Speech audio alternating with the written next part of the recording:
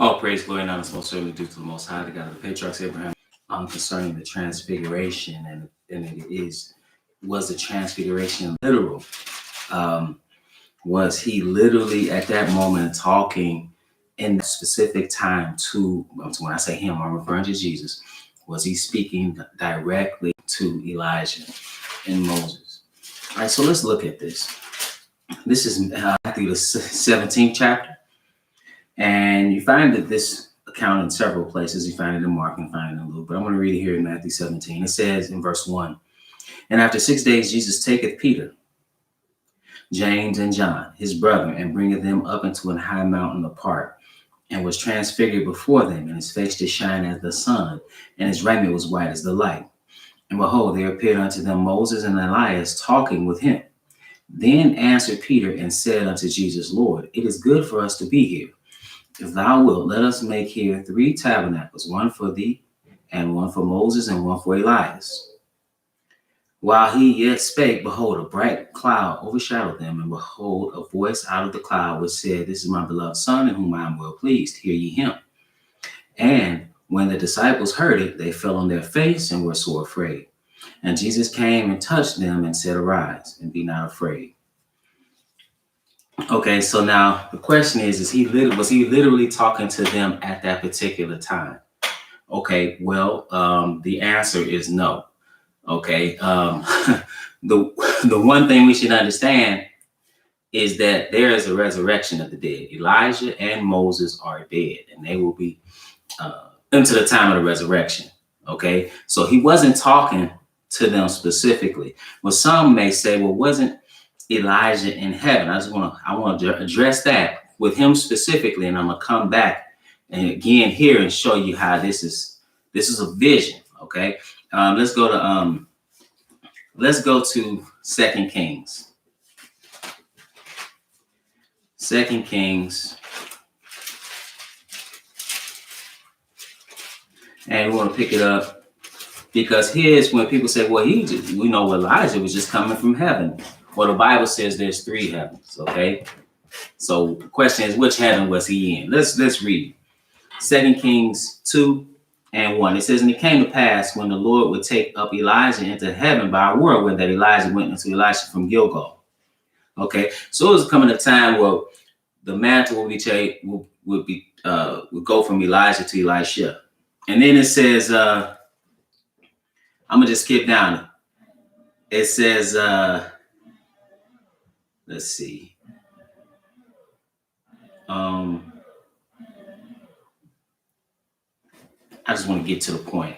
In verse 11, "And it came to pass as they still went on and talked, that behold, there appeared a chariot of fire."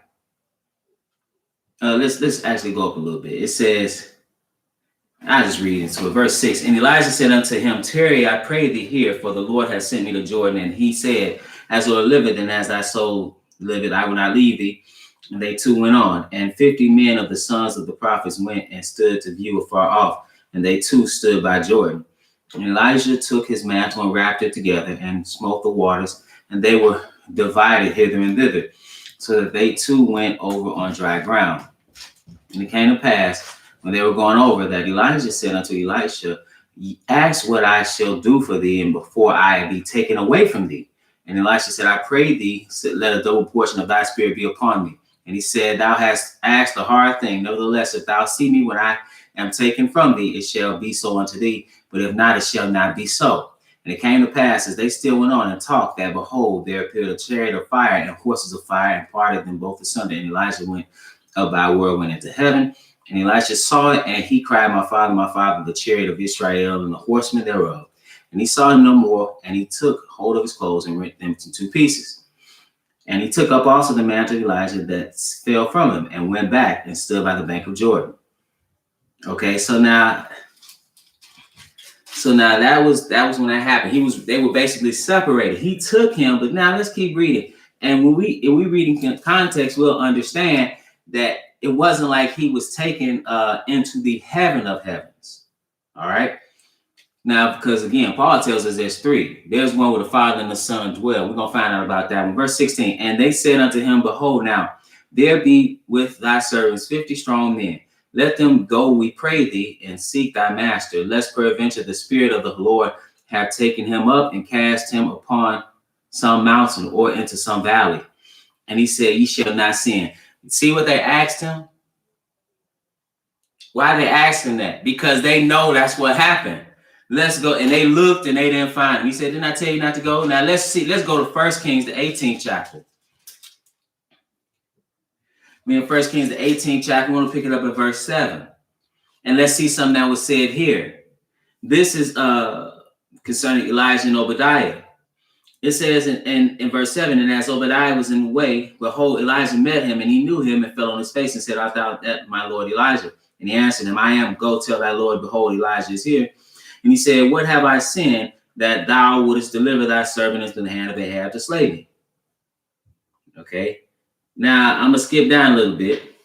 Verse 11, it said, now says, go tell thy Lord, behold, Elijah is here. And it shall come to pass, as soon as I am gone from thee, that the Spirit of the Lord shall carry thee whither I know not. And so when I come and tell Ahab, and he cannot find thee, he shall slay me. But I, thy servant, fear the Lord from my youth. See, let's go to Acts. See, he didn't take him into the heaven of heavens. That because someone said, well, isn't Elijah just coming from heaven? No. Isn't Elijah in heaven? No. Elijah's dead. Acts the 17th chapter. And I just want to show you this. Well, excuse me, not Acts the 17th chapter, excuse me. Give me one moment. Acts the 8th chapter. Because this is Philip and the Ethiopian eunuch. After he baptizes him, let's see what happens. In verse 39, it says, and when they were come up out of the water, the Spirit of the Lord called away Philip, that the eunuch saw him no more, and he went on his way rejoicing. But Philip was found at Azotus, and passing through, he preached in all the cities till he came to Caesarea. So just like the same thing that happened with Philip was the same thing that happened with Elijah. He took him somewhere. And apparently from Obadiah's, the words of Obadiah, that had happened before. But that doesn't mean he was in the heaven of heavens and that he's not dead. I just want to point that out because people mix all these things together as far as people dying and going to heaven. No, when you die, you go into the dust of the earth until the time of the resurrection. This is John, the 3rd chapter, and he says it repeatedly, something that you need to understand. John 3:13. Jesus says, and no man hath ascended up to heaven, but he that came down from heaven, even the Son of Man, which is in heaven. Okay, so none of them are, so they're not coming from heaven. So how do you explain Matthew 17 when it's talking about he was in front of them? Let's go back there. Matthew 17th chapter. And if you keep reading, you can understand what took place. Matthew the 17th chapter. And we want to pick it up. And let's pick it up in Matthew 17 and verse 7. Well, actually, I'll pick it up in verse 6. It says, and when the disciples heard it, they fell on their face and were sore afraid. This is, right, at the time of the Transfiguration. And verse 7 says, and Jesus came and touched them and said, arise and be not afraid. And when they had lifted up their eyes, they saw no man save Jesus only. So they didn't see anything except Jesus. Then he said, and as they came down from the mountain, Jesus charged, listen to what he told them. Charged them saying, tell the vision to no man until the Son of Man be risen again from the dead. See, it was a vision that they had. It wasn't like they were literally, Moses and Elijah were literally there. Moses and Elijah are dead. And they will be dead until the time of the resurrection. Let's go to, let's just show you another example when I'm talking about a vision. This is the Acts the 10th chapter. Acts the 10th chapter. Let's see something that this same Peter saw. Acts the 10th chapter, and we want to pick it up at verse 9. It says, on the morrow, as they went on their journey and drew nigh into the city, Peter went up upon the housetop to pray about the 6th hour. And he became very hungry and would have eaten, but while they made ready, he fell into a trance and saw heaven open and a certain vessel descending unto him as it had been a great sheet knit at the four corners and let down to the earth. wherein were all manner of four-footed beasts of the earth, and wild beasts, and creeping things, and fowls of the air. And there came a voice to him, Rise, Peter, kill and eat. But Peter said, Not so, Lord, for I have never eaten anything that is common or unclean. And the voice spake unto him again the second time, What God hath cleansed, that call not thou common. This was done thrice. And the vessel was received up again into heaven. Now listen to what it says. Now while Peter doubted in himself what this vision which he had seen should mean, behold, the men which were sent from Cornelius had made inquiry for Simon's house and stood before the gate. See, it was a vision. When you're reading in Revelation, for example, when you're reading in Revelation, you're seeing John, his mind is being projected and he's seeing these things. Well, you can't just take a verse, or you should not just take a verse and come up with a false doctrine. And you should not take a verse and throw out all of the scriptures, all of the New Testament text telling you that what you're thinking about that verse is wrong. Perhaps you need to reconsider what you're saying and continue reading, and you a lot of times find the answer. We understand that the dead are dead, that you don't have a soul, but rather that you are a soul, and that the dead will be resurrected, meaning they will take upon a brand new body. Jesus Christ, the first fruits, they that are Christ at his coming. Moses and Elijah are dead. Okay, so that's what we know. Now, let's go back there. And peace to everybody that's listening. Brother Micaiah, Brother Joshua, Brother Joseph, Brother Donovan in Israel, peace to you. Miss J, peace to you. Brother Anthony, peace. Brother Willie, my good brother, peace to you. And Lawson, peace to everybody else that's also listening. Let's go back there and read that one more time and see what what was the voice that they heard, what was said about Jesus. This is we're gonna go back to Matthew and chapter 17 and let's read something here in verse 4. It says, Then answered Peter and said unto Jesus, Lord, it is good for us to be here. If thou wilt, let us make here 3 tabernacles, one for thee, and one for Moses, and one for Elias. While he yet spake, behold, a bright cloud overshadowed them, and behold, a voice out of the cloud, which said, This is my beloved Son, in whom I am well pleased.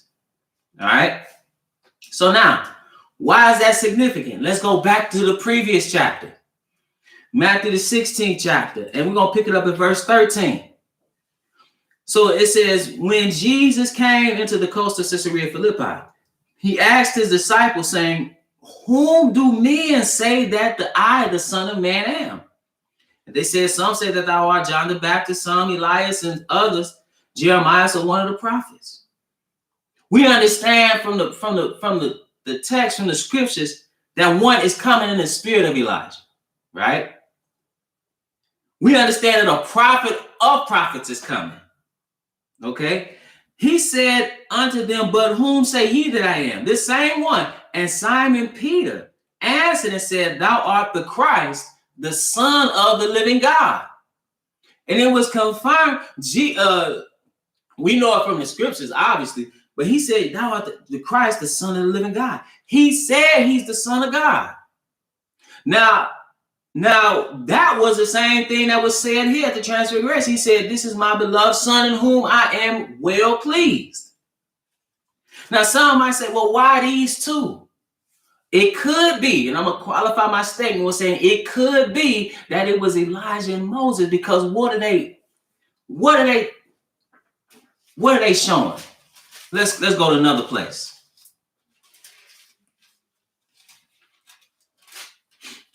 Let's go to one more place. This is after his crucifixion and resurrection. And his crucifixion and resurrection paved the way for us to be resurrected. Again, Jesus Christ, the first fruits, they that are Christ at his coming. That's when he had the first resurrection. Then he had a second resurrection 1,000 years later. But now let's pick it up. We're in Luke 24. And some of his disciples, they saw him. He revealed himself, but his identity was kept from them for a time. And they're talking about the events that happened that led up to his death. They didn't know they were talking to him. And this is what he said to them, verse 25. In Luke 24:25, then he said unto them, O fools and slow of heart to believe all that the prophets have spoken. Ought not Christ to have suffered these things and to enter into his glory? And beginning at Moses and all the prophets, he expounded unto them in all the scriptures the things concerning himself, showing that he was what? The Mashiach, the Messiah, the Christ, the one that was to come. And so perhaps it's not a coincidence that you had Moses and a prophet. Why? Because it is Moses and the prophets that show who he is. Who is he? He's the Son of God. He's the Mashiach. He's the Christ. So, brothers and sisters, with that, that's just a little bit on the Transfiguration question that received, and hopefully that was edifying. That was a vision. That was not literally, Moses was not literally there, but rather that was a vision of what's to come. Moses and Elijah in the kingdom. So with that, brothers and sisters, I want to remind you that we at the Household of Faith meet every Sabbath at 5925 West 25th Avenue in Gary, Indiana at 1 p.m. Central Standard Time. We live stream right here on the Israel Teach YouTube channel, as well as at www.israelteach.org. If you've been edified through the ministry and would like to leave a donation, you can do so on our website. Again, www.israelteach.org. 100% of the proceeds go to the work of the ministry. We have Bible study every Wednesday night on Zoom at 7 p.m. Central Standard Time. And the personal meeting ID number is 845-7108-8849. Again, our Wednesday night Bible study for Zoom is the personal meeting ID number is 845-7108-8849. That's 7 p.m. Central Standard Time. We also have a question and answer every Friday night at 8 p.m. Central Standard Time. And that personal meeting ID number is 602-961-1318. Again, that number is 602-961-1318. All right. Also, the books that I've written that are available on Amazon and other places where books are sold. Into Egypt Again with Ships, The Pagan Origins of Christian Holidays, Hell Like Wolf, Feet Like Burned Brass, Killing Black Innocents, For Then Shall Be Great Tribulation, In Defense of Biblical Polygyny, and The Feast Days and Shadow of Things to Come. All those books are available. I may be missing one. Feel Like Wolf, Feel Like Burn Brass. I may be missing one. But anyway, there's about 8 books I've written there. They're available on Amazon. Want to check them out. I want to say peace to everybody that's listening and all praise to the Most High for any edification. That's always my prayer, that you will edify.